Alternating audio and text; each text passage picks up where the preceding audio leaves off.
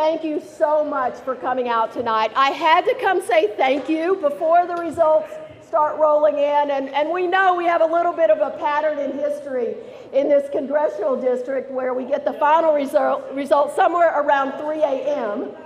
So I wanted to come early and just say thank you to every single one of you. Let me start by thanking Loon's Landing for this amazing space. Amy and Scott, you have built your American dream right here in the great city of Savage, and I just could not be more proud to be your Congresswoman. Thank you all to the great candidates running throughout the 2nd District of Minnesota.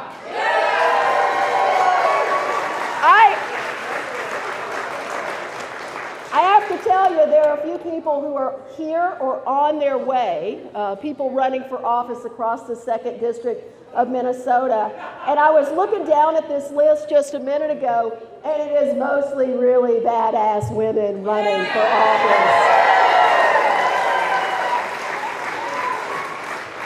So I'm not sure if you're all here yet, but I want to give a big shout out and take a few minutes to say thank you to every single one of you. So, Senator Lindsey Port, where are you?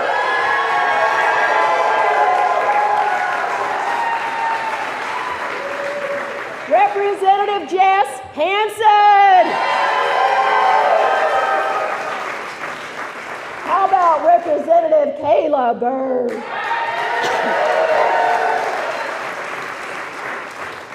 How about our candidate for 57, Aaron Priest? Amazing. Where is Angie Craig? Is she in the house? Our Senate district, the other Craig on the ballot in this congressional district, this election cycle. How about the great SD 56 Senate candidate, Erin May Quaid?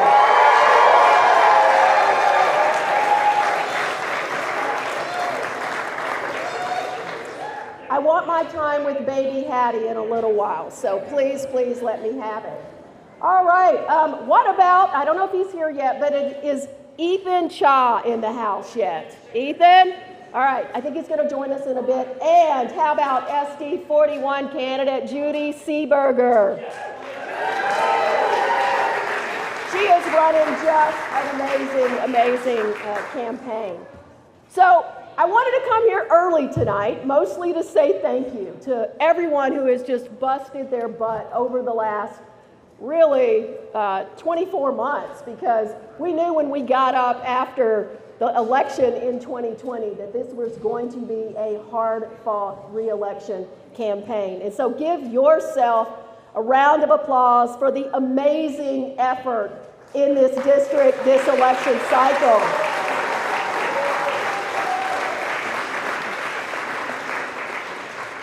You know, I was thinking about this speech, and you know, in my core, I'm just a kid from the mobile home court. A kid who grew up with a single mom who went back to college when she was in her 20s and spent 9 years working to get her teaching degree. You know, my grandmother moved a few doors down and she helped raise us. That is the American story that so many of us have in this country. I moved to the great state of Minnesota 2 decades ago for a job with a company that started in somebody's garage. And we built that company from about $1 billion when I joined to almost $6 billion when I stepped off to run for Congress. You know, while I helped grow it, there's a woman in the audience tonight, I've got to say, Cheryl Green, where are you? Are you hiding? Cheryl?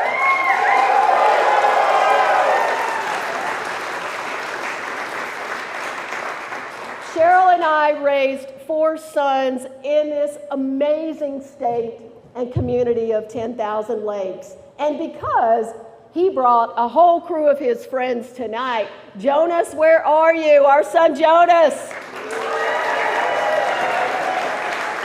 Over in the corner. You really need to shave. It's a good look on you, though. It's a good lumberjack look going here. You know, I am Cheryl's wife.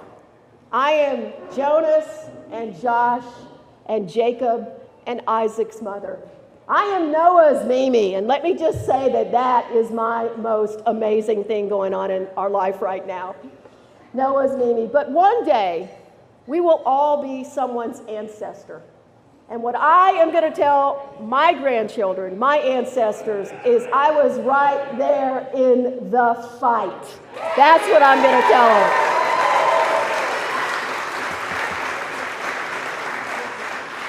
You know, I'm also a lesbian mother of 4 who decided to run for Congress in a district that had been in Republican hands for 70 of 80. I was the absolute perfect fit for the 2nd District of Minnesota, a seat that no woman had ever held, a seat that no Democrat had ever won more than twice. Folks, we're going to make history tonight when we hold this seat a 3rd time.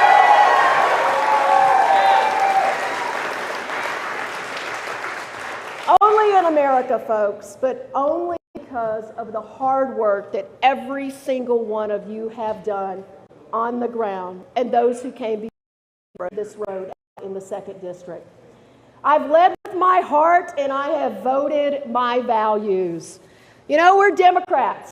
We don't talk a lot about what we do. You know, we do something extraordinary and then we get up the next day and we talk about what we haven't done yet. We have to change that, folks. We have to change that. 14 million more Americans have access to health care than when I started this job 4 years ago. And I want to take a moment. I don't know if they're here yet, but are the Krugers here yet? Where are they? Allie, Alicia. Woo!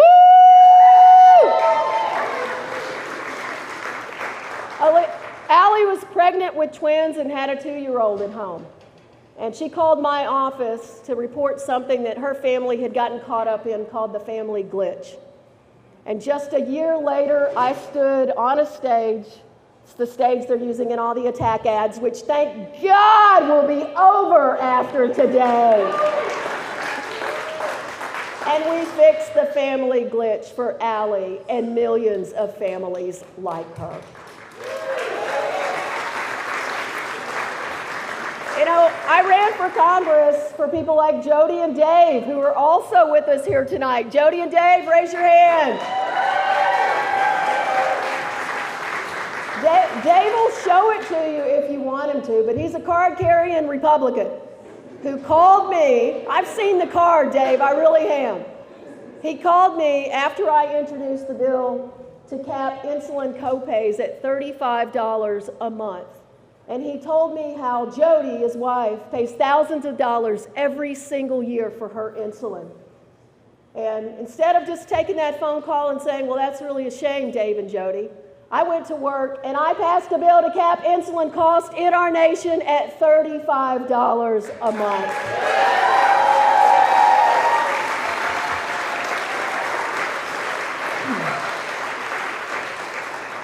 Folks, we're going to reduce carbon emissions by 40% in this decade with legislation we passed in the last 2 years. We're going to have our roads and our bridges repaired. We're going to have broadband to almost every Minnesotan in this decade. Now look, I know that it has been a long several years in America. And I appreciate you all putting up with me for reaching across the aisle still. I am so proud to be in the top 3% of all bipartisan members of Congress.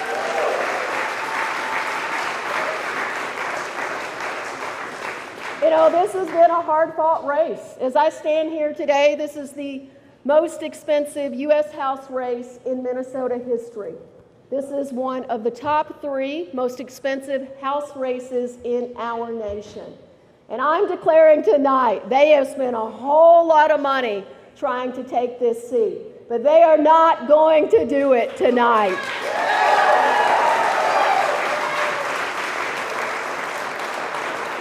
But you notice, I didn't say they're not going to take it from me. because this seat has never belonged to me. This seat belongs to the people of the 2nd District of Minnesota. It belongs to every single one of you. Like I said, I have voted with my heart, I have led with my values, and I have voted your values, because in Congress, the job and the title are the same. It's representative, and that's exactly what I will continue to do in the U.S. House of Representatives. Now, I want to say one more thing before we end.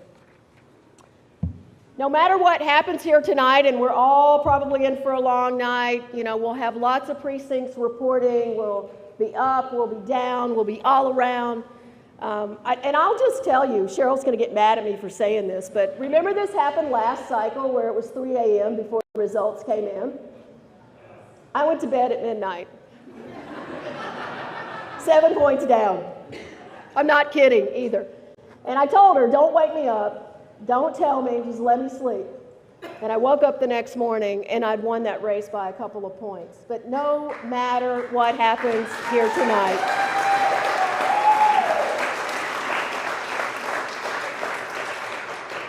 I want you to think about our country. And as I was walking in here, I was seeing some really good early signs. It looks like Abigail Spanberger in Virginia is going to hold that seat. A great colleague of mine. Fantastic. But I'll leave you with this before I take a minute to say thank you to some very specific people. I love this country. I love this state. I have always loved this country, not because it's been perfect, but because we have always marched on a path to liberty and justice for all. Now, it's not always been a straight line. That's funny, wasn't it, coming from me? Not always been a straight path. I remember in 2008 when President Obama won his election, Cheryl and I were watching that election, and in California, they'd passed Proposition 8 the same night in the state where we had been married. And we didn't know if we were one of the 18,000 people whose marriage would no longer be valid.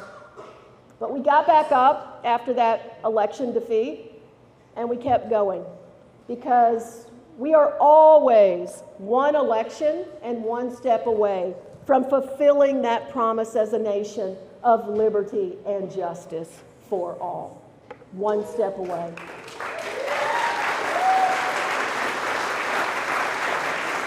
And now for the real thank yous. There are way too many of you here to call out by name, so if I start doing it, I know I'm going to leave a bunch of people out, but so many amazing people in front of me tonight. So I first want to say thank you to all the people who knocked and called and volunteered this election cycle.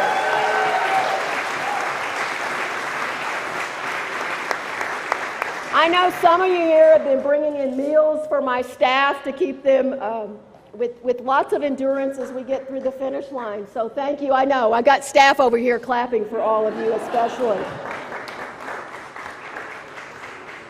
Every single one of you, you keep showing up year after year after year to help us hold on to this seat and to help make sure that your values are represented in the U.S. Congress. So I have never, ever worked with a more amazing staff on any campaign than this staff here in 2022. Folks, this was an uphill battle. This was an uphill battle. It's a tough cycle. See, Chris is over there complaining because he's not on my staff anymore. I knew I was going to offend everybody. Sorry, Chris. But I can honestly tell you that every single one of you, from the campaign staff to the people who serve this district, you are the absolute best. The best people to work with. I love you dearly. You're like family to Cheryl and I. So I want to end. I said I wasn't going to do this. Now I'm just going to. But it's my damn campaign. I can do whatever I want. And the polls are closed, so no more tracker footage tonight. It's amazing. And he's going to get mad at me because he's standing in the corner, probably for a reason. But Sheriff Tim Leslie, Dakota County, can you step forward?